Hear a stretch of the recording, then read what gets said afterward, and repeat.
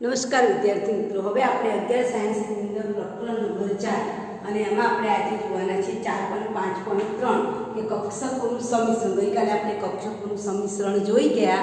3 પ્રકારનું સંમિશ્રણ થાય. ધન ધન પાંખ્યા જોડાય તો ધન સંમિશ્રણ થાય, ઋણ ઋણ પાંખ્યા જોડાય તો ઋણ સંમિશ્રણ થાય. એકનું ધન અને એકનું ઋણ પાંખ્યું હોય તો પણ ઋણ સંમિશ્રણ થાય. અને પાંખ્યું ના હોય અને નોડ આગળ જોડાઈ જાય તો કેવું સંમિશ્રણ થાય? શૂન્ય સંમિશ્રણ થાય. આપણે સંયોજકતા બંધનવાદ જોઈએ તો સંયોજકતા બંધનવાદના અંતે આપણે હાઇડ્રોજન પરમાણુમાંથી અણુ બનાવ્યા તો 2 હાઇડ્રોજન પરમાણુ ભેગા થઈને અણુ બનાવ્યા હતા. હવે આજે આપણને પ્રશ્ન પૂછાય છે પરીક્ષાની અંદર કે કક્ષકોનું સંમિશ્રણ શું દિશાકીય ગુણધર્મ ધરાવે છે? ના, દિશાકીય ગુણધર્મ ધરાવતું નથી. સમજાવું કેમ નથી ધરાવતું? તો આપણને બધાને જ ખબર છે કે આ કક્ષકોનું સંમિશ્રણ છે એ કક્ષકોનું સંમિશ્રણ એક કેન્દ્રીય હોય, સમકેન્દ્રી હોય, વિષમકેન્દ્રી હોય કે બહુકેન્દ્રી હોય એ બધા જ માટે આપણે સમજાવી શકીએ છીએ. કક્ષકોનું જે સંમિશ્રણ છે બહુકેન્દ્રીય અણુ એટલે કયા કયા? તો મિથેનનો અણુ લઈ લો, એમોનિયાનો અણુ લઈ લો અને પાણીનો અણુ લઈ લો. આ બધા જ અણુના આકાર કક્ષકોના સંમિશ્રણ દ્વારા આપણે સમજાવી શકીએ છીએ. તમે જો આપણે આ મિથેન અણુનો આકાર આપણને કેવો મળે છે? સમચતુષ્ફલકીય આકાર મળે છે. એમોનિયાનો આકાર કેવો મળે છે? પિરામિડલ આકાર મળે છે, પિરામિડલ. અને પાણીના અણુનો આકાર તમને કેવો મળે છે? વળેલો બેન્ડ જેવો. ગઈ આપણે ત્રીજા લેક્ચર, ચોથા લેક્ચરની અંદર તમે જુઓ કે આપણે કક્ષકોના આકાર જોયા હતા. માથા ઉપર અબંધકારક ઇલેક્ટ્રોન યુગ્મ હોય તો કેવું મળે અને અબંધકારક ઇલેક્ટ્રોન યુગ્મ ન હોય એવો કોષ્ટક 4.7 જોયો તો 4.6 જોયો તો. તો એમાં આપણને એ જે આકાર છે એ આકાર તમે કક્ષકોના સંમિશ્રણ દ્વારા સમજાવી શકો છો. કોના કોના આકાર? મિથેન, એમોનિયા અને પાણીના અણુના. તેમાં આપણે મિથેનના અણુની વાત કરીએ અને પ્રશ્ન પૂછ્યો છે કે કક્ષકોનું સંમિશ્રણ એ દિશાકીય ગુણધર્મ ધરાવે છે? ના, દિશાકીય ગુણધર્મ ધરાવતું નથી. શા માટે? તેની સમજૂતી હું તમને આપું છું મિથેનના અણુ દ્વારા. તો મિથેનની અંદર તમને બધાને જ ખબર છે મિથેનમાં મધ્યસ્થી પરમાણુ કયો છે? મધ્યસ્થી પરમાણુ કયો છે? કાર્બન છે. અને કાર્બનનો પરમાણુ ક્રમાંક કેટલો છે? 6 છે. એટલે ઇલેક્ટ્રોનના 1s2 2s2 2p2 થાય, બધાને જ ખબર છે. પછી ઉત્તેજિત અવસ્થાની અંદર, ઉત્તેજિત અવસ્થા એટલે સ્ટાર કરવાનું, તો ઉત્તેજિત અવસ્થામાંથી એક ઇલેક્ટ્રોન નીકળીને આ 2p2 છે ને એને હું આવી રીતે બતાવું. 2px માં એક, 2py માં એક અને 2pz ખાલી છે. તો ઉત્તેજિત અવસ્થામાં 2s માંથી એક ઇલેક્ટ્રોન કૂદકો લગાવી ક્યાં જશે? 2pz માં. 2px માં એક, 2py માં એક, 2pz માં એક. તો તમે અહીંયા જોઈ શકો છો મારી પાસે 4 અર્ધપૂર્ણ ભરાયેલી કક્ષકો છે. એક s માં એક ઇલેક્ટ્રોન છે, એક 2px, એક 2py, એક 2pz. એટલે કેટલી અર્ધપૂર્ણ ભરાયેલી કક્ષકો છે? 4 અર્ધપૂર્ણ ભરાયેલી કક્ષકો છે. અને સામે 4 શું આપેલા છે? હાઇડ્રોજન. હવે જોજો શું થાય છે. આ મારા 4 હાઇડ્રોજન છે. હાઇડ્રોજનની આ 2px કક્ષક જોજો હું દોરું છું. આ પણ હાઇડ્રોજનની 2px કક્ષક, 2px, 2py અને 2pz કક્ષક દોરી છે જે કેવી હોય? ડંબેલ આકાર. આ જે p કક્ષક છે ને 2px, આ 2px પણ ડંબેલ, આ 2py પણ ડંબેલ, આ 2pz પણ ડંબેલ. આ કેવી છે? ગોળાકાર છે. હવે એની સાથે હાઇડ્રોજનની કેવી કક્ષક? 1s કક્ષક. હાઇડ્રોજનનું સંમિશ્રણ કરવાનું છે. હાઇડ્રોજનનો પરમાણુ ક્રમાંક છે 1s1 અને હાઇડ્રોજન s કક્ષક છે એટલે કેવો છે? ગોળાકાર. કેટલા છે? 4 હાઇડ્રોજન. એમાંથી 3 હાઇડ્રોજન જો અહીંયા જોડાયા. એક હાઇડ્રોજન, આ બીજો હાઇડ્રોજન, આ ત્રીજો હાઇડ્રોજન. બરાબર? તો આ 3 હાઇડ્રોજનનું સંમિશ્રણ અહીંયા થાય છે. એક, આ બીજો હાઇડ્રોજન, આ ત્રીજો હાઇડ્રોજન. એટલે આ 3 બંધ કેવા છે? સરખા છે. પણ જે ચોથો જે છે એમાં ચોથો હાઇડ્રોજન જે સંમિશ્રણ કરવાનું છે એમાં કાર્બનની પાસે પણ s કક્ષક છે. કાર્બનની કઈ કક્ષક છે? 2s. એ પણ ગોળાકાર અને હાઇડ્રોજનની પણ કેવી છે? ગોળાકાર છે. તો તમે જો બંને ગોળાકાર છે તો કોઈ બી દિશામાંથી જોડાઈ શકે. એટલે આ કાર્બનનો આ જે ચોથો બંધ છે ને અહીંયા આ પણ ગોળાકાર છે. કાર્બનની કક્ષક કેવી છે?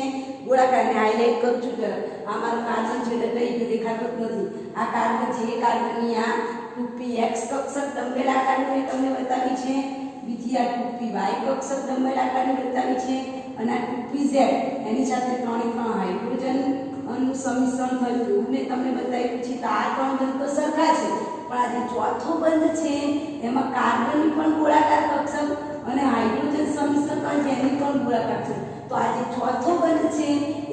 હોવો જોઈએ? જુદો હોવો જોઈએ. પરંતુ ચોથો બંધ, આ ત્રણ બંધ સરખા છે, ચોથો બંધ કેવો છે? જુદો હોવો જોઈએ, કારણ કે ગમે તે દિશામાંથી જોડાઈ શકે છે, બરાબર. પણ જ્યારે તમે એનું પ્રાયોગિક રીતે ચારે ખૂણા માપો છો અથવા તો ભૌમિતિક આકારની દૃષ્ટિકોણથી જુઓ છો તો એનો બંધ ખૂણો 109 ડિગ્રી 28 કળા જ મળે છે. એનો મતલબ કે દિશા ઉપર આધાર રાખતો નથી. તમારો હાઇડ્રોજન ગમે તે દિશામાં જોડાય, બંધ ખૂણો કેટલો રહેવાનો છે? 109 ડિગ્રી 28 કળા. માટે કહ્યું છે કે એ દિશા ઉપર આધાર રાખતો નથી, દિશાકીય ગુણધર્મ ધરાવતો નથી. અણુના આકાર દિશાકીય ગુણધર્મ ધરાવતા નથી. એ ગમે તે દિશામાં જોડાય એનો આકાર એનો એ જ રહે. તમે આ ઉદાહરણ પરથી સ્પષ્ટ જોઈ શકો છો કે કાર્બનની જે ચોથી કક્ષક છે એ ચોથી કક્ષકમાં તો બંને ગોળાકાર છે. કાર્બનની કક્ષક ગોળાકાર છે, હાઇડ્રોજન તો એ તો ગમે તે ગોળ તો ગમે તે બાજુથી જોડાઈ શકે. તો પછી આ બંધ જુદો ના હોવો જોઈએ? ના, ચારે ચાર બંધ કેવા છે? સરખા જ છે. અને ચારે ચાર બંધ ચતુષ્ફલકીય રીતે ગોઠવાયેલા છે, જે બતાવે છે કે દિશાકીય ગુણધર્મ ધરાવતું નથી. ચારે ચાર બંધ આ રીતના જ છે અને તમે જોઈ શકો છો આવો સમચતુષ્ફલકીય આકાર બનાવે છે. તો આ પરથી કહી શકાય કે મિથેન, એમોનિયા અને પાણીનો અણુનો ભૌમિતિક જે આકાર છે એ દિશાકીય ગુણધર્મ ધરાવતો નથી. આવી રીતે આપણે એમોનિયા અને પાણીના અણુમાં પણ આપણે સમજાવી શકીએ છીએ. તો આ એક પ્રશ્ન તમને પરીક્ષામાં પૂછી શકાય કે કક્ષકોનું સંમિશ્રણ શું દિશાકીય ગુણધર્મ ધરાવે છે? તો ના, દિશાકીય ગુણધર્મ ધરાવતું નથી અને દિશા સાથે કશું લેવા દેવા નથી. કક્ષકો ગમે તે દિશામાં જોડાય એનો આકાર તો જે છે એનો એ જ રહે. એમોનિયા પિરામિડલ હોય તો પિરામિડલ જ રહે, પાણી વળેલું હોય તો વળેલું જ. ત્યાર પછી તો છે 4.5.4 કે જેની અંદર આપેલું છે સંમિશ્રણના પ્રકાર અને સહસંયોજક બંધનો સ્વભાવ. 4.5.4 કે જેમાં સહસંયોજક બંધના પ્રકાર, સંમિશ્રણના પ્રકાર અને સહસંયોજક બંધનું સંમિશ્રણના પ્રકાર અને સહસંયોજક બંધનું સ્વભાવ.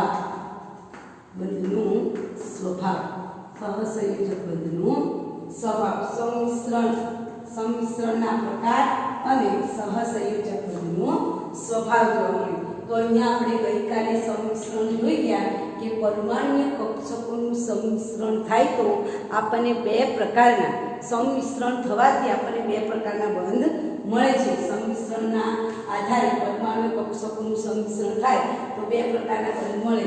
એક છે સિગ્મા બંધ અને બીજો છે કયો બંધ? પાય બંધ. હું સિગ્મા બંધની વ્યાખ્યા આપું છું, બરાબર ધ્યાનથી સાંભળજો. આનો પણ પ્રશ્ન તમને પૂછાય જ છે. તો સિગ્મા બંધ એટલે શું? તમને પરીક્ષામાં વ્યાખ્યા પૂછાય કે સિગ્મા બંધ એટલે શું અને સિગ્મા બંધ કેમ પ્રબળ છે? તો સિગ્મા બંધ એટલે શું કે આ જે સહસંયોજક બંધ છે, આ સહસંયોજક બંધમાં સિગ્મા બંધ એટલે આ સહસંયોજક બંધમાં આંતરકેન્દ્રીય અક્ષ, હું તમને બતાવું છું આંતરકેન્દ્રીય અક્ષ કોને કહેવાય? આ મારી પરમાણુય કક્ષક છે, બરાબર. અને આ વચ્ચેથી જે પસાર થતી હોય ને એને શું કહેવાય? આંતરકેન્દ્રીય અક્ષ કહેવાય. આને કઈ કહેવાય? આંતરકેન્દ્રીય અક્ષ કહેવાય. સમજણ પડે છે ને? ઊભી દેખાય છે એને શું કહીશું? પરમાણુય કક્ષકો. એટલે પહેલા તો આ બે વસ્તુ તમે સમજી જાઓ કે આ જે પાંખિયા છે એને પરમાણુય કક્ષકો કહીશું અને એનો જે મિડલનો ભાગ છે એને શું કહીશું? આંતરકેન્દ્રીય અક્ષ. તો સિગ્મા બંધની વ્યાખ્યા હું આપું છું કે આ સહસંયોજક બંધમાં આંતરકેન્દ્રીય અક્ષ ધરાવતી પરમાણુય કક્ષકોના છેડાઓ, એટલે હું અહીંયા આંતરકેન્દ્રીય અક્ષ દોરું છું. એ આંતરકેન્દ્રીય અક્ષ સાથે પરમાણુય છે, આ મારી પરમાણુય કક્ષકો છે, એ પરમાણુય કક્ષકોના છેડાઓનું સંમિશ્રણ. અમે છેડા જોઈન કર્યા છે, જુઓ છેડાઓ મહત્તમ સંમિશ્રણ કરે. આ મારી કઈ અક્ષ છે? આંતરકેન્દ્રીય. હાઇલાઇટ કરું છું. આ જે અંદરની અક્ષ દેખાય છે ને શું છે? આંતરકેન્દ્રીય અક્ષ, બરાબર. આંતરકેન્દ્રીય આ સહસંયોજક બંધમાં આંતરકેન્દ્રીય અક્ષ ધરાવતી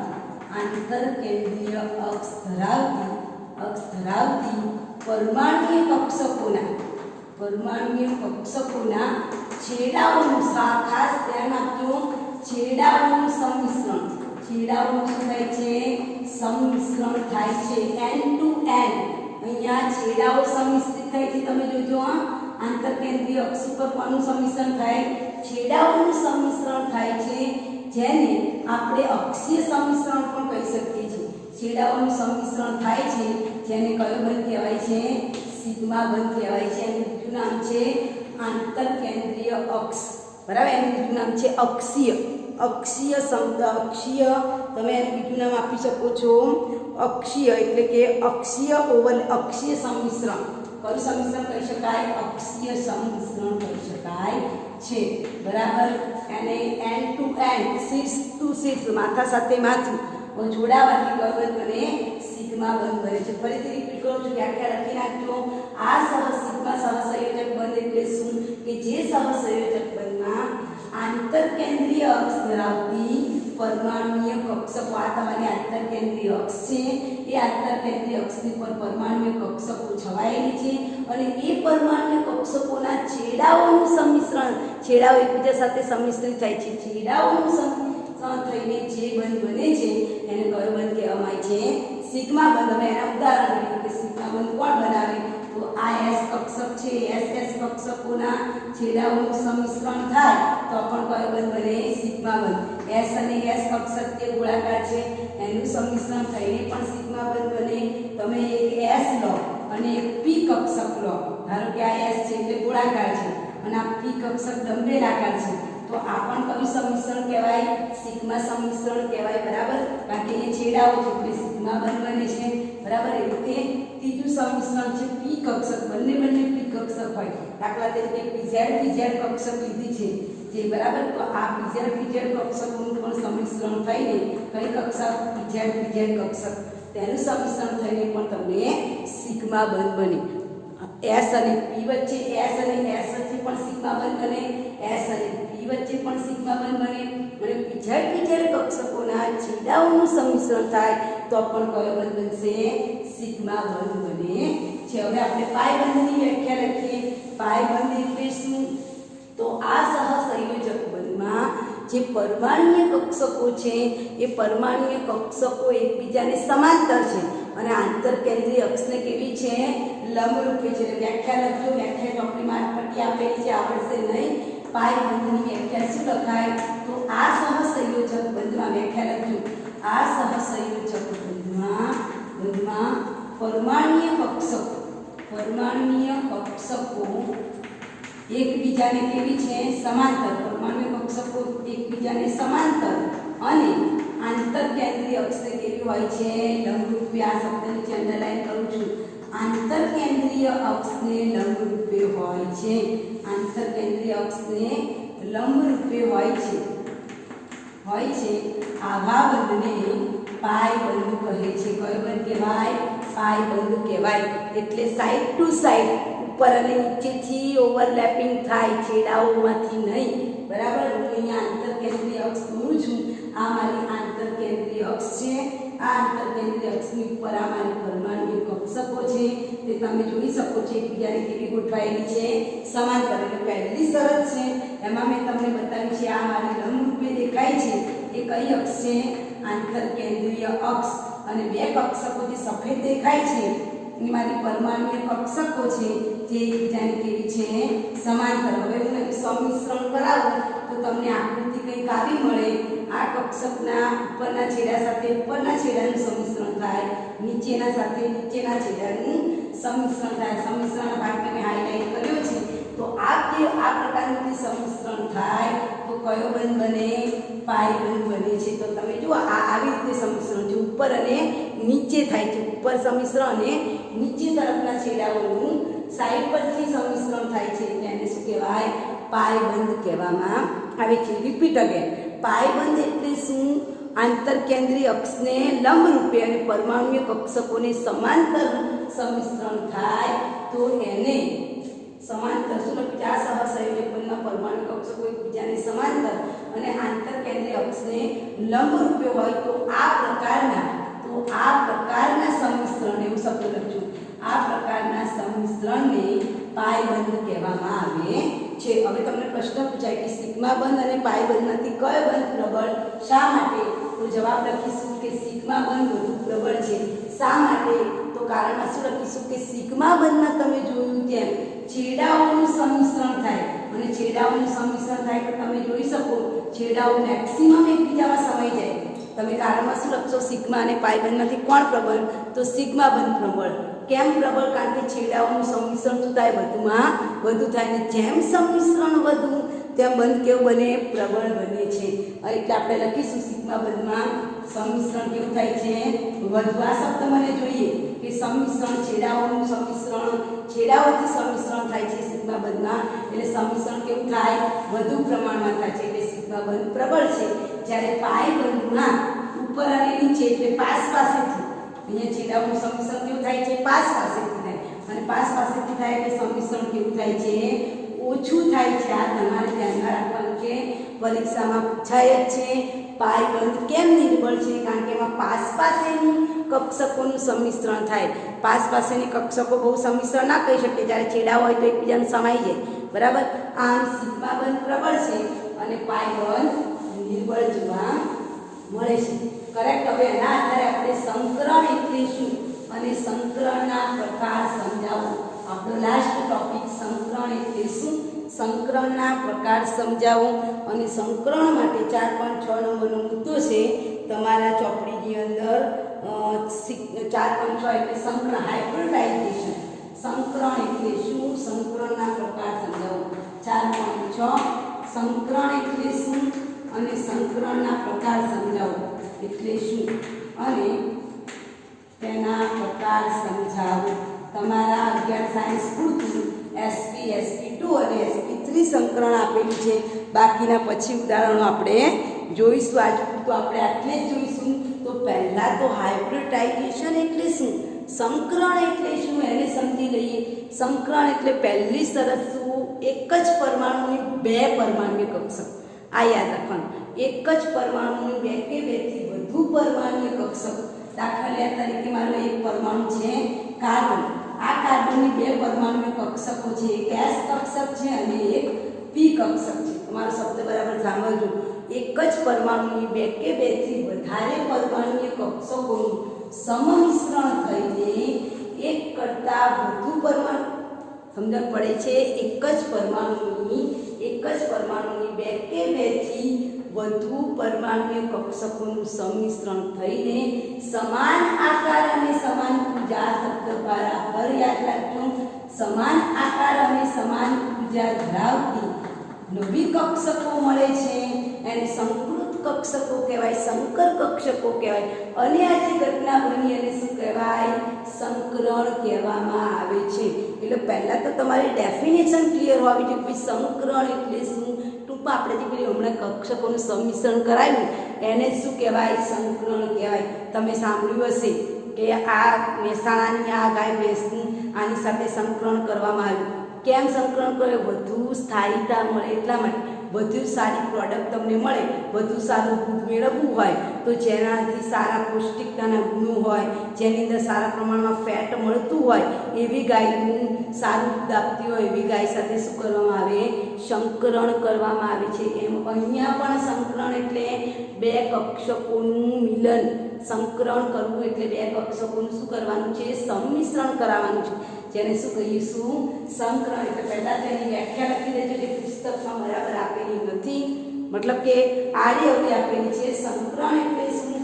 તો એક જ અથવા તો જુદા જુદા પરમાણુ, એક જ પરમાણુની બે કે બેથી વધુ પરમાણુય કક્ષકોનું સંમિશ્રણ થઈને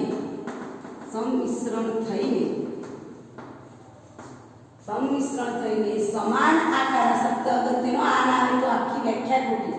સમાન આકાર અને સમાન ઊર્જા ધરાવતી, સમાન આકાર અને સમાન ઊર્જા ધરાવતી નવી કક્ષકો મળે છે, જેને સંકૃત કક્ષકો અથવા તો સંકર કક્ષકો એવો શબ્દ આપે છે। સંકૃત કક્ષકો અથવા તો સંકર કક્ષકો શબ્દ લખ્યો છે ચોકીવાળાએ, સંકર કક્ષકો કહેવામાં આવે છે અને આ ઘટનાને સંકર કક્ષકો કહેવામાં આવે છે અને આ ઘટનાને કઈ ઘટના કહી છે? સંકરણની ઘટના કહેવામાં આવે છે અને આ ઘટનાને સંકરણ કહેવામાં આવે છે. ઘટનાને શું કહેવામાં આવે છે? સંકરણ કહેવામાં આવે છે. તમારે 3 સંકરણ આજે જોવાના છે. નંબર 1 sp સંકરણ એટલે શું, નંબર 2 sp2 સંકરણ એટલે શું અને નંબર 3 sp3 સંકરણ એટલે શું.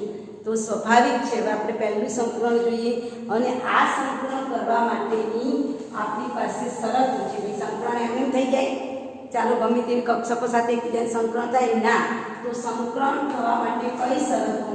તો આ ખાસ સંકરણ માટેની શરતો, સંકરણ કરવા માટે કઈ શરતોનું પાલન થવું જોઈએ અથવા સંકરણની વિશિષ્ટ ખાસિયત શું છે, ખાસિયતો જણાવો એવું પૂછાય. તો તમારે શું યાદ રાખવાનું? જેટલી સંકૃત કક્ષકો તમને મળે એટલી તમે શું ભેગી કરી હોય? પરમાણ્વીય કક્ષકો. દાખલા તરીકે મેં એક S અને એક P લીધી હોય તો એક S અને P નું સંમિશ્રણ થઈને તમને 2 જ સંકૃત કક્ષકો મળે, કારણ કે તમે 2 જ પરમાણ્વીય કક્ષકો લીધી છે. એટલે કહેવાનો મતલબ કે જેટલી પરમાણ્વીય કક્ષકોનું સંમિશ્રણ કરાવશો, જેટલી પરમાણ્વીય કક્ષકોનું સંમિશ્રણ કરવામાં આવે એટલી જ સંકૃત કક્ષકો મળે. જેટલી પરમાણ્વીય કક્ષકોનું સંમિશ્રણ કરવામાં આવે તેટલી જ સંકૃત કક્ષકો, તેટલી સંખ્યામાં સંકૃત કક્ષકો મળે. આ પહેલી શરત.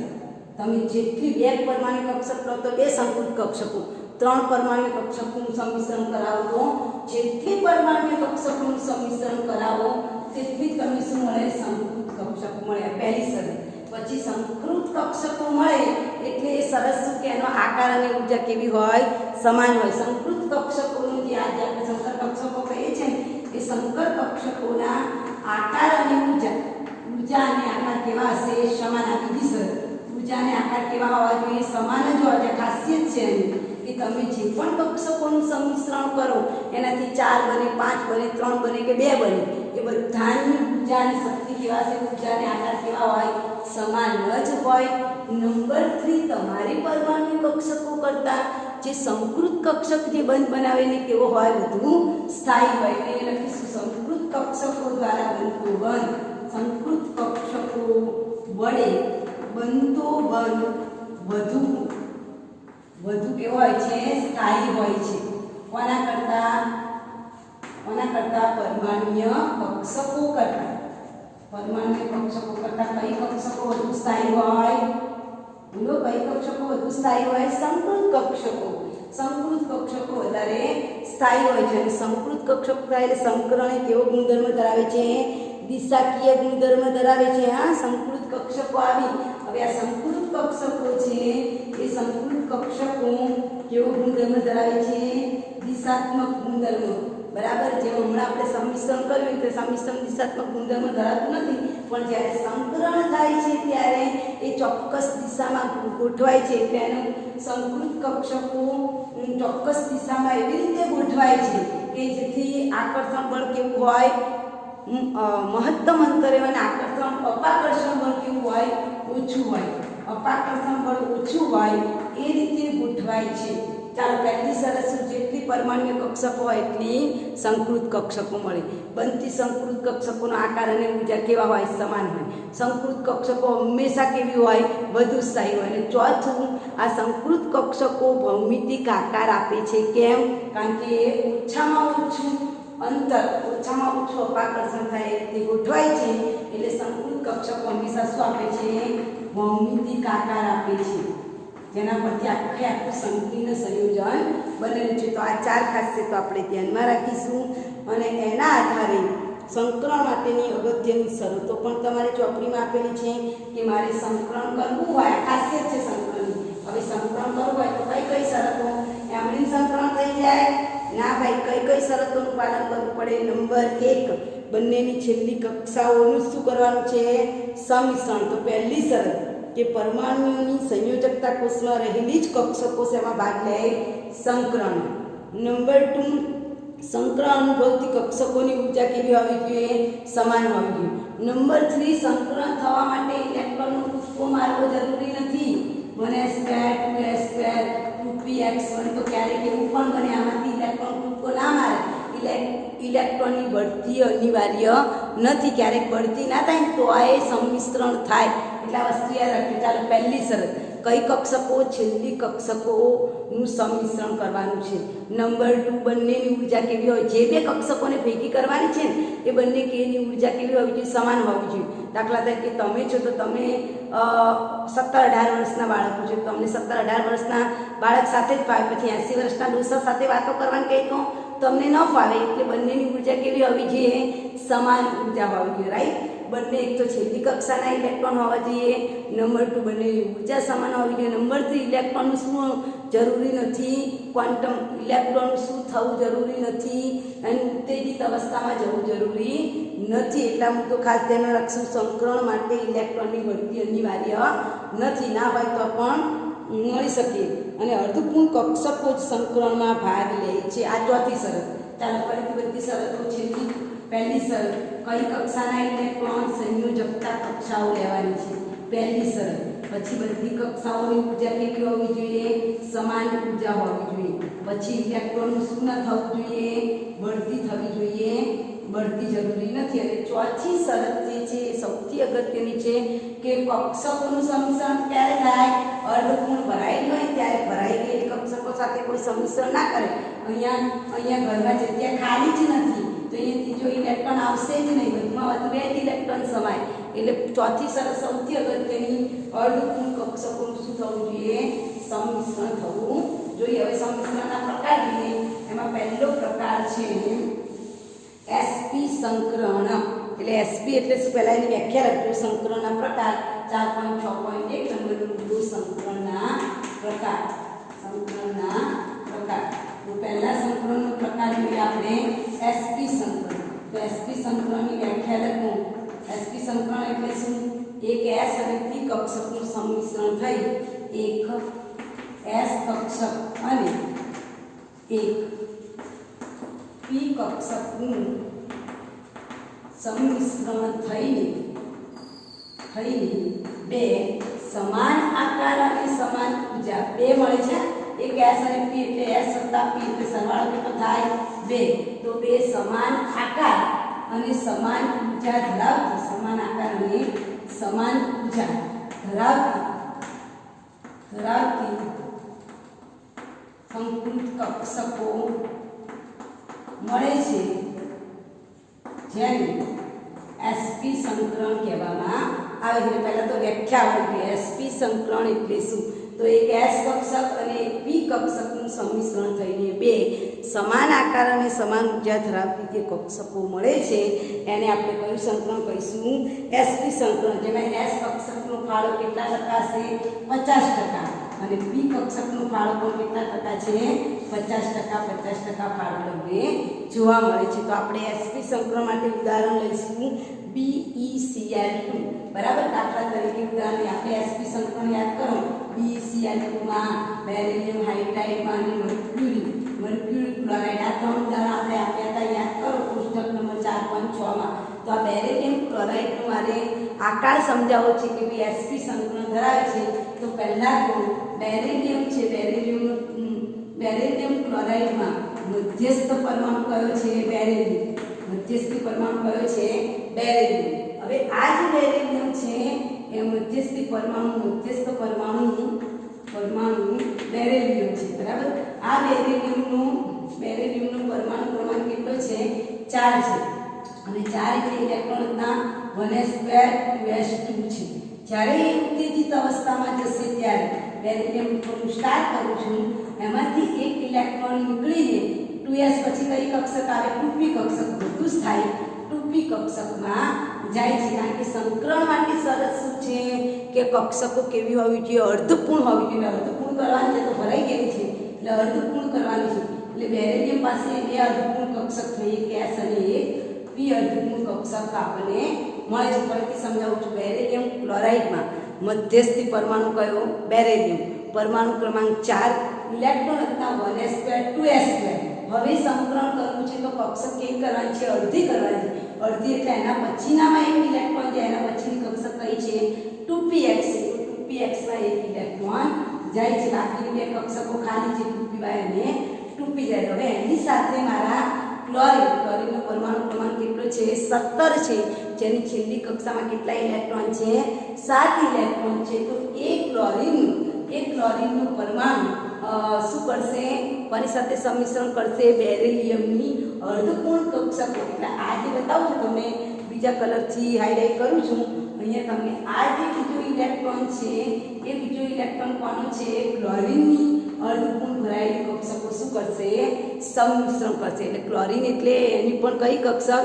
પી કક્ષકો. ક્લોરીનનો પરમાણુ ક્રમાંક 17 છે. ઇલેક્ટ્રોન રચના લખીએ તો 1s2 2s2 2p6 3s2 3p5 છે. એટલે જે છેલ્લી પી કક્ષક છે ને એ પી કક્ષકો કોની સાથે સંમિશ્રણ કરે છે? બેરિલિયમની પી કક્ષક. એક s અને એક પી કક્ષક સાથે શું કરશે? સંમિશ્રણ કરે છે. સમજાવું છું. જો આ મારો બેરિલિયમનો અણુ છે, બરાબર. આ બેરિલિયમના અણુની આ હું પી કક્ષક દોરું છું, મોટી, બરાબર. એની અંદર નાની છે ને, આવી નાની ગોળાકાર કઈ કક્ષક બતાવું છું? એસ કક્ષક બતાવું છું, બરાબર. આ નાની ગોળાકાર એસ કક્ષક સાથે મારો એક ક્લોરીનનો અણુ જોડાય છે, જે આવો છે. ક્લોરીન શેમાં છે? પી કક્ષકમાં. અને પી કક્ષક કેવી છે? ડંબેલ આકારની. એટલે હું અહીંયા તમને જે બતાવું છું એ પી કક્ષકનો ડંબેલ આકાર બતાવું છું, અને એ ડંબેલ આકારવાળી કક્ષકો અહીંયા સંમિશ્રણ કરે. આ મારો ક્લોરીન, બરાબર. અહીંયા આ જે બેરિલિયમની અંદર ગોળ દેખાય છે, નાનો ગોળ, તે એસ કક્ષક છે. ના મોટું દેખાય છે પી કક્ષક. તો એ પી કક્ષક સાથે હાઇડ્રોક્લોરીનની પણ પી કક્ષકનું શું થશે? સંમિશ્રણ થશે. તમને જુઓ આકાર કેવો જોવા મળે છે? રેખીય આકાર જોવા મળે. આકાર લખીશું, કેવો આકાર મળે? રેખીય આકાર મળે. સંકલનનો આકાર કેવો થશે? રેખીય. એક s અને p કક્ષકનું સંમિશ્રણ થાય છે એટલે આને પરિસંકલન કહેવાય. sp સંકલન. તમે જુઓ બેરિલિયમ પાસે એક s કક્ષક અર્ધપૂર્ણ છે અને p કક્ષક અર્ધપૂર્ણ છે. તેની સાથે ક્લોરીનની p કક્ષકો ગોઠવાય છે એટલે એક s અને p થી જે સંકલન મળે છે એને આપણે કયું સંકલન કહીશું? sp સંકલન કહીશું. અહીંયા આકૃતિ મેં બતાવી છે. આ વચ્ચેનો સફેદ ભાગ દેખાય છે એ મારા બોરોનની પી કક્ષક છે. એ પી કક્ષક સાથે આ પિંક કલરથી બતાવી છે ક્લોરીનની પી કક્ષકોનું શું કરેલું છે? સંમિશ્રણ. તમે સ્પષ્ટપણે જોઈ શકો છો આકાર કેવો છે? રેખીય છે. અને રેખીય આકાર છે એટલે બંધ ખૂણો જુઓ, કાટખૂણો મૂકો, કેટલા અંશનો થાય છે? 180 અંશ. એટલે આકાર લખીશું, એનો ખૂણો લખીશું. ખૂણો કેટલા અંશનો મળે છે? 180 અંશનો. અને સંકલન થઈને ટોટલ કેટલી કક્ષકો મળી?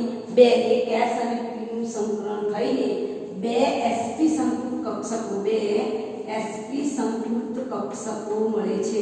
કારણ કે એક s વત્તા p એટલે ટોટલ કેટલી કક્ષકો મળે? 2 સંકૃત કક્ષકો મળે છે, જેની ઊર્જા અને આકાર કેવા છે? સમાન છે. તમે આકૃતિમાં જોઈ શકો છો. ક્લિયર? સમજણ પડે છે?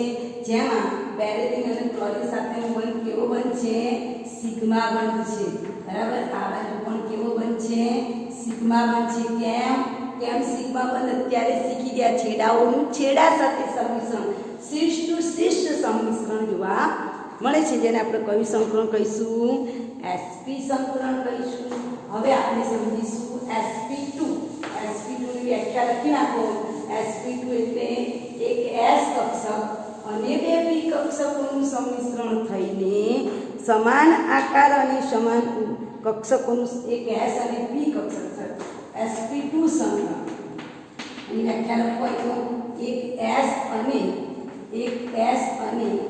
2 p કક્ષકનું સંમિશ્રણ થઈને ટોટલ કેટલી મળશે? એક s અને 2 p છે. 2 p સરવાળો કરતા કેટલી થાય? 3. તો એક s અને 2 p કક્ષકોનું સંમિશ્રણ થઈને 3 સમાન આકાર અને સમાન ઊર્જા ધરાવતી કક્ષકો મળે છે. સમાન આકાર અને સમાન ઊર્જા ધરાવતી કક્ષકો મળે છે, જેને sp સંકૃત કક્ષકો કહેવાય. sp2 સંકૃત કક્ષકો કહેવાય. કક્ષકો કહે છે અને આ ઘટનાને sp2 સંકરણ કહેવાય છે. આ ઘટનાને sp2 સંકરણ કહેવામાં આવે છે. આપણે યાદ કરો, આપણે કોષ્ટકમાં sp2 સંકરણ કોનામાં જોયું હતું? BCl3 BH3 PCl3, બરાબર. એ બધા આપણે કોષ્ટકમાં યાદ કરો. BCl3 નો આકાર, પછી BF3 નો આકાર, આ બધાનો આકાર કેવો છે? sp2 સંકરણ. હવે એમાં તમે જો BCl2 ની વાત કરું તો BCl2 ના ઉદાહરણ દ્વારા સમજાવીએ તો BCl2 માં મધ્યસ્થ પરમાણુ કયો છે? બોરોન. મધ્યસ્થ પરમાણુ કયો છે? બોરોન છે. અને બોરોનનો પરમાણુ ક્રમાંક કેટલો છે? 5 છે. ઇલેક્ટ્રોનના 1s2 2s2 2p માં એક ઇલેક્ટ્રોન, 2px માં એક, 2py ખાલી છે, 2pz પણ ખાલી છે. હવે અર્ધપૂર્ણ કક્ષકો હોવી જોઈએ. એટલે બેરિલિયમ જ્યારે ઉત્તેજિત અવસ્થામાં જશે ત્યારે 2s ની આગળવાળી બને કહેવાય. 2s માંથી એક ઇલેક્ટ્રોન કો લગાવીને શેમાં જશે? 2py માં. સમજણ પડે છે ને છોકરાઓ? 2py ને સમજાય છે ને હું શું કહેવા માંગુ છું? અહીંયા મારી એક s કક્ષક છે, એમાં એક ઇલેક્ટ્રોન થયો, 2px માં એક થયો, 2py માં એક થયો, 2pz માં કશું નથી. તો તમે અહીંયા જોઈ શકો છો એક s અને બે p કક્ષકો કેવી થઈ? એટલે કે 3 અર્ધપૂર્ણ ભરાયેલી, કેટલી? 3 અર્ધપૂર્ણ ભરાયેલી કક્ષકો મળે છે. અર્ધપૂર્ણ કક્ષકો ભરાયેલી ના કહેવાય, 3 અર્ધપૂર્ણ કક્ષકો મળે છે. પેલી બાજુ દેખાય છે તમને? 3 અર્ધપૂર્ણ કક્ષકો આપણને મળે છે. રાઈટ. હવે આપણે એનું સંપૂર્ણ સમજીએ. એની સાથે ક્લોરીનનો પરમાણુ ક્રમાંક 17, જેની છેલ્લી કક્ષામાં p કક્ષકમાં ઇલેક્ટ્રોન છે. તો અહીં ક્લોરીનની જે p કક્ષકો છે એ અહીંયા બતાવું છું. એક ક્લોરીન આની સાથે જોડાય, એક ક્લોરીન અહીંયા જોડાય, એક ક્લોરીન અહીંયા જોડાય. આમ એક s અને બે p કક્ષકોનું સંમિશ્રણ થાય છે. એટલે આને કયું સંકરણ કહેવાય? sp2 સંકરણ કહેવામાં આવે છે. તમે જોઈ શકો મારી પાસે ક્લોરીન પણ કેટલા છે? 3 જ છે. તે 3 ક્લોરીન અર્ધપૂર્ણ ભરાયેલી કક્ષક હવે પૂર્ણ થઈ ગઈ. તમે જો આ જે સફેદ બતાવેલા છે એ કોના ઇલેક્ટ્રોન છે? ક્લોરીનના ઇલેક્ટ્રોન છે. અને બંને ભેગા થઈને આપણને કેવો આકાર આપશે? સમતલીય ત્રિકોણ આકાર આપે છે. બરાબર. એને આપણે આકારમાં દોરીએ તો આ મારું બોરોન પરમાણુ, આ બોરોનની કઈ કક્ષક છે? તો પહેલા s કક્ષક છે, ગોળાકાર નાની બતાવેલી છે. s કક્ષક ગોળાકાર છે. એની આજુબાજુ તમારી p કક્ષક આપેલ છે ડંબેલ આકારમાં. અહીં બોરોન છે, બોરોનની p કક્ષકોના આકાર ડંબેલ આકાર છે. તો આ ડંબેલ આકારવાળી એક કક્ષક, બરાબર. વળી પાછી અહીંયા પણ ડંબેલ આકારવાળી કક્ષક, અહીંયા પણ ડંબેલ આકારવાળી કક્ષક. બીજું બરાબર ધ્યાન આપજો. આપણું બોરોન તો ડંડાઈ ગયું છે. આ મારું બોરોન, રાઈટ. એની પાસે 3 કક્ષકો છે, દેખાય, એક s અને બે p કક્ષકો. હવે એની સાથે મારી કઈ કક્ષક સંમિશ્રણ કરે છે? ક્લોરીન pp કક્ષકો સંમિશ્રણ કરે છે. બરાબર. તો આ મારી ક્લોરીનની એક કક્ષક, આ બાજુ પણ મારા ક્લોરીનની એક કક્ષક ઉપર તરફ બતાવું છું, એ સંમિશ્રણ કરે. અહીંયા પણ મારી ક્લોરીનની કક્ષક શું કરશે? સંમિશ્રણ કરે છે. રાઈટ. તમને દેખાય છે? સંમિશ્રણ થઈને આવો આકાર મળે છે, સમતલીય ત્રિકોણ આકાર જેવો. બરાબર. sp2 સંકરણ થાય છે. sp2 સંકરણ થાય એટલે બંધખૂણો કેટલો દેખાય છે? 120 અંશનો આ બંધખૂણો તમે જોઈ શકો છો. 120 અંશના ખૂણે તમને જોવા મળે છે. આકાર કેવો છે? આકાર તમને કેવો દેખાય છે? સમતલીય ત્રિકોણ આકાર દેખાય છે. બરાબર. તો આ સમતલીય ત્રિકોણ આકાર મળે છે. 3 કક્ષકો, 3 sp2 સંકૃત કક્ષકો રચે છે અને ત્રિકોણીય સમતલીય આકાર જોવા મળે છે, જેમાં ક્લોરીનની 2p કક્ષક સાથે સંમિશ્રણ થઈ અને 3 સિગ્મા બંધ બને છે. તમે જોઈ શકો છો. આ એક સિગ્મા બંધ, આ એક સિગ્મા બંધ અને આ એક સિગ્મા બંધ, 3 સિગ્મા બંધ બને. આકાર કેવો મળે છે? સમતલીય ત્રિકોણ આકાર. આપણે આટલું જે રાખવાનું છે પરીક્ષામાં, સમતલીય ત્રિકોણ આકાર, બંધખૂણો કેટલો મળે? 120 અંશનો મળે. અને સંકરણ કયું થાય? sp2 સંકરણ થાય. આટલી વસ્તુ મહત્વની છે. અને એક તો એનો આકાર, આટલું તમે દોરો એટલે સંકરણના પૂરા માર્ક તમને મળી જાય. હવે એવી રીતે તમારે કોનું સંકરણ સમજાવવાનું છે? sp3. હવે તો તમને આવડી જાય. ચાલો sp3 સંકરણની વ્યાખ્યા લખો જોઈએ. શું લખી શકાય? કે s કક્ષક અને 3p કક્ષકો મળીને કુલ કેટલી કક્ષકો? 4. કુલ 4 કક્ષકો જેના આકાર અને ઊંચાઈ સમાન છે એક S અને 3P કક્ષકોનું સંમિશ્રણ થઈને સમાન આકાર અને સમાન ઊર્જા ધરાવતું 4 સંકૃત કક્ષકો મળે છે, જેને sp3 સંકૃત કક્ષક કહે છે અને આ ઘટનાને sp3 સંકરણ કહેવામાં આવે છે. અને એનું ઉદાહરણ છે મિથેનનો અણુ, એમોનિયા, પાણી, બધાના જ અણુના આકાર સમજાવી શકાય. તમને પરીક્ષામાં પૂછાય તો મિથેન પણ આવી જાય, એમોનિયા પણ આવી જાય, પાણી પણ આવી જાય, પણ આકારોમાં ફરક કેમ છે? તો એમાં પાછો પેલો બીએસસીપીઆર સિદ્ધાંત આવે, અબંધકારક અબંધકારક ઇલેક્ટ્રોન યુગ્મ. હું મિથેનના અણુની વાત કરું તો મિથેનમાં મધ્યસ્થી પરમાણુ કયો છે? કાર્બન. કાર્બનનું પરમાણુ ક્રમાંક 6. બરાબર. મિથેનમાં મધ્યસ્થી પરમાણુ કયો છે? કાર્બન છે. અને કાર્બનનો પરમાણુ ક્રમાંક 6. 1s2 2s2 2px માં 1 2py માં 1 ઇલેક્ટ્રોન, 2pz માં ખાલી છે. ઉત્તેજિત અવસ્થામાં અર્ધપૂર્ણ ભરાયેલી કક્ષક તો જોઈએ. આમાંથી એક ઇલેક્ટ્રોન આમાં જશે, 2px માં 1 ઇલેક્ટ્રોન, 2py માં 1 ઇલેક્ટ્રોન, 2pz માં 1 ઇલેક્ટ્રોન. અહીંયા હું દોરું છું કે S કક્ષક ખાલીમાં અર્ધપૂર્ણ ભરાય છે અને 3p કક્ષકો પણ કેવી છે? અર્ધપૂર્ણ ભરાયેલી છે. ચાલો હવે એની સાથે હાઇડ્રોજનની કઈ કક્ષક આવે? 1s કક્ષકનું શું થશે? સંમિશ્રણ. હાઇડ્રોજન 1 ઇલેક્ટ્રોન મૂક્યો, 1 ઇલેક્ટ્રોન અહીંયા, 1 ઇલેક્ટ્રોન અહીંયા, એટલે એક ગેસ અને 3p કક્ષકો ભેગા થાય એટલે શું કહેવાય? sp3 સંકરણ કહેવાય, જેના દ્વારા 4 સિગ્મા બંધ મળે. બરાબર સમજણ પડે છે? હું અહીંયા દોરું છું. આ મારો કાર્બન છે, બરાબર, મધ્યસ્થી પરમાણુ. એની આ બાજુ પણ ગોળાકાર S કક્ષક છે, આ બાજુ એની p કક્ષકનું પાંખ્યું, અહીંયા પણ એની p કક્ષકનું પાંખ્યું દોરું છું, અહીંયા પણ એની p કક્ષકનું પાંખ્યું દોરું છું. બરાબર. ચાલો એની સાથે હાઇડ્રોજનની 1s કક્ષકોનું સંમિશ્રણ. હાઇડ્રોજનની કક્ષક ગોળાકાર છે, હાઇડ્રોજનની 1s કક્ષકોનું સંમિશ્રણ થાય. બરાબર. આવી રીતે 1s કક્ષકોનું શું થશે? સંમિશ્રણ થશે. ને આકાર તમે જોશો ને તો તમને આવો સમચતુષ્ફલકીય આકાર મળે. એટલે આપણે બતાવવાની વ્યવસ્થિત તો આમ પણ બતાવી શકીએ. આ સંમિશ્રણ થાય એટલે આવો પણ આકાર તમે બતાવી શકો. રાઈટ.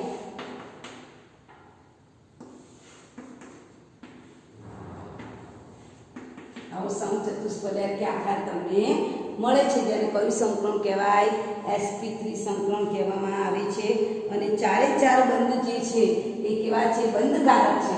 અને આપણે BSEPR માં આગળ આપણે શીખી ગયા છે બંધકારક વચ્ચે કેવું અપાકર્ષણ થાય? સૌથી ઓછું અપાકર્ષણ થાય. એટલે આ બંધ ખૂણો કેટલો છે?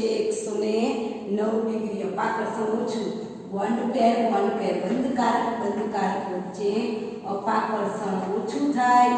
અપાકર્ષણ ઓછું થાય છે એટલે આમાં બંધ ખૂણો કેટલો છે? 109 ડિગ્રી 28 કળા. પણ તમને આના દ્વારા એમોનિયાનો અણુ પૂછાય તો એમોનિયામાં સંકરણ સમજાવો. એવું પૂછાય તો લખીશું કે એમોનિયામાં મધ્યસ્થી પરમાણુ કયો છે?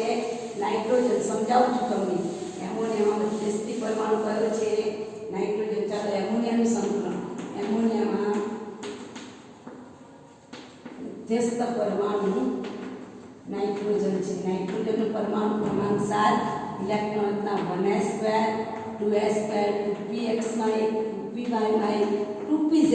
ઓલરેડી આપણી પાસે 3 અર્ધપૂર્ણ છે એટલે ઇલેક્ટ્રોનની બઢતી અનિવાર્ય નથી. યસ.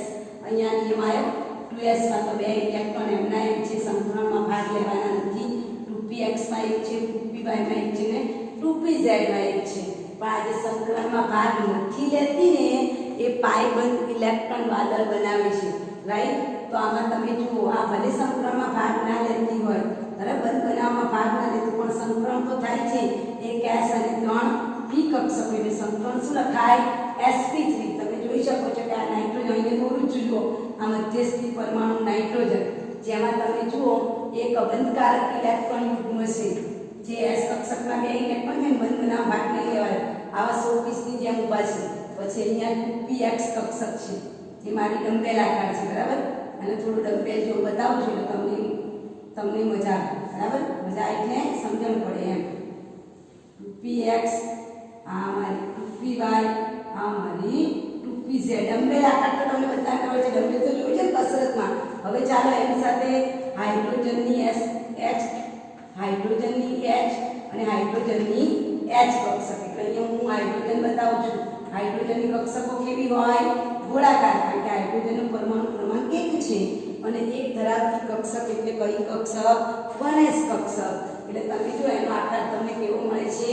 પિરામિડલ. કેવો આકાર મળે છે? આકાર યાદ રાખવાનો, પિરામિડલ આકાર. આકારમાં કેવો મળે છે? પિરામિડલ આકાર. હવે બંદૂક ખૂણાની વાત કરીએ. સંકરણ પણ કયું છે?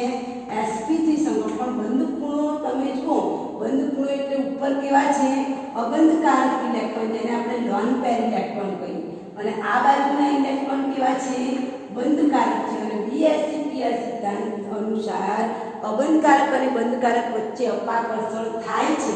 અને અપાકર્ષણ થાય એટલે બંધ ખૂણો 109 ન રહેતા ઘટીને બંધ ખૂણો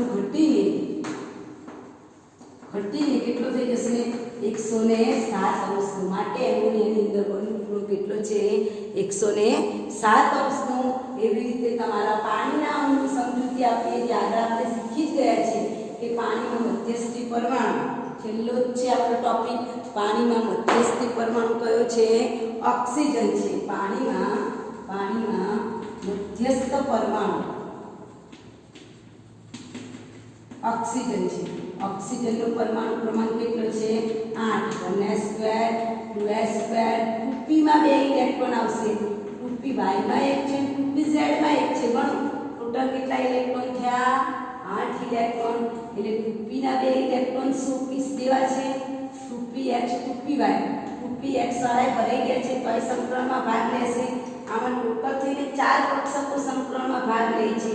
એક s અને 3 p કક્ષકો બરાબર સંકરણમાં ભાગ લે છે, પણ બંધ બનાવતી નથી. જો અહીં બતાવું છું, આ મારો ઓક્સિજન, એની પાસેની આ કક્ષકો બંધ બનાવતી નથી, એની પાસેની આ કક્ષકો બંધ બનાવતી નથી. આ એટલે કઈ કક્ષક? s કક્ષક. આ એટલે કઈ કક્ષક? 2px કક્ષક. s અને 2ps કક્ષકમાં જો બે ઇલેક્ટ્રોન છે ને, એ 100 પીસ જેવા છે, પણ બંધ બનાવતા નથી. બરાબર. હવે એની સાથે કેટલા હાઇડ્રોજન? 2 હાઇડ્રોજન. તો એક હાઇડ્રોજન આની સાથે અણુમાં ભરાયેલ કક્ષક સાથે જોડાશે અને 2pz સાથે જોડાશે. એટલે અહીં બતાવો, આ હાઇડ્રોજન ઓક્સિજનનું p કક્ષકનું પાંખિયું આપણે બતાવીએ. અહીંયા એક ઓક્સિજનનું p કક્ષકનું પાંખિયું બતાવીએ. અહીંયા આપણે હાઇડ્રોજન ગોળાકાર છે તેને આપણે આમ ગોળાકારથી બતાવીએ. એની સાથે શું થાય છે?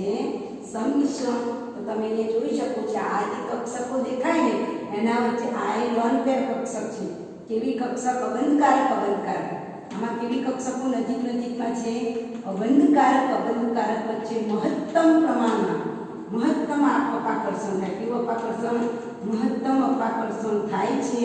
માટે બંધ ખૂણો 109 ડિગ્રી 28 કલાથી બહુ જ ઘટીને કેટલો થશે? 104 ડિગ્રી 5 કલા થાય છે. આ પરીક્ષામાં પૂછાય છે પ્રશ્ન, વેરી મોસ્ટ છે, યાદ રાખીશું. અહીંયા તમે જોઈ શકો છો, આ જે છે ને અબંધકારક છે, એને લોન પેર કહેવાય. આને પણ કેવા કહેવાય? લોન પેર ઇલેક્ટ્રોન કહેવાય. રાઈટ. આ દેખાય છે લોન પેર ઇલેક્ટ્રોન. તો લોન પેર વચ્ચે શું થાય?